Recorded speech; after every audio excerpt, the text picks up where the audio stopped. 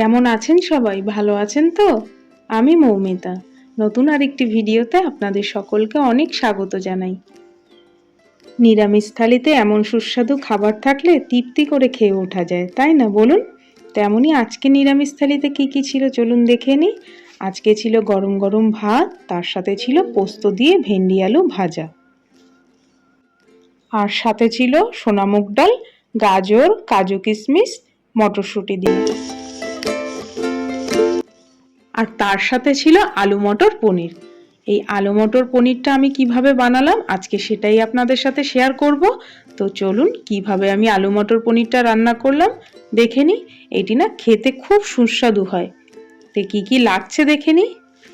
এখানে পনির নিয়েছি, উষ্ণ গরম জলে একটু নুন দিয়ে ভিজিয়ে রেখেছি। এইবার চলুন সবজি কি লাগছে কেটে নিই।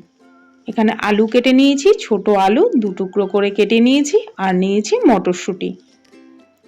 এরপরে একটু চার মগজ আর পোস্ত নিয়েছি, একটু শুকনো ঘুরিয়ে নেব।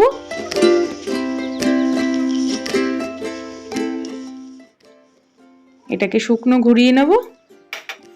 হয়ে গেছে, এবার একটু জল দিয়ে স্মুথ পেস্ট করে নেব।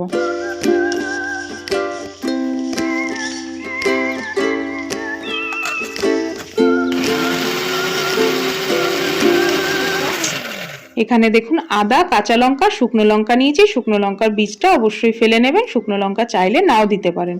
এই চার মগজ পোস্তর সাথেই পেস্ট করে নেব। রান্নাটা পুরোটাই সাদা তেলে করব।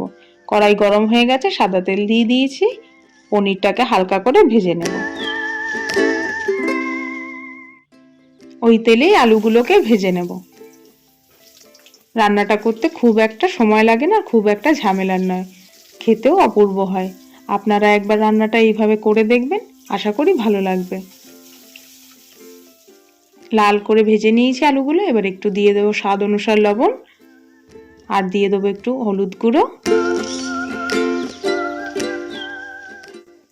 আর দিয়ে দেবো একটু জিরের গুঁড়ো। এইবার মশলাটা একটু কষিয়ে নেব। ভালো করে কষিয়ে নিয়ে তারপরে দেব পেস্ট করে রাখা মশলাটা। এখানে চার মগজ পোস্ত, আদা, কাঁচা লঙ্কা, শুকনো লঙ্কার পেস্ট। মশলাটাকে ততক্ষণ কষাবো মশলাটার গায়ে থেকে যতক্ষণ না তেলটা ছেড়ে আসছে। দেখুন মশলাটা কত সুন্দর কষে গেছে। এইবার দিয়ে দেবো মটরশুঁটিটা। ভাবছেন মটরশুঁটিটা এখন কেন দিচ্ছি? আসলে এটা ফ্রোজেন মটরশুঁটি, তো ফ্রোজেন মটরশুঁটি আগে থেকে দিলে পরে গলে যেতে পারে, তাই মশলাটা কষে যাওয়ার পরেই দিলাম। মশলার গায়ের থেকে তেল ছেড়ে গেছে। এইবার একটু দিয়ে দেবো সামান্য জল। জলটা দিয়ে একটু ফুটতে দেবো।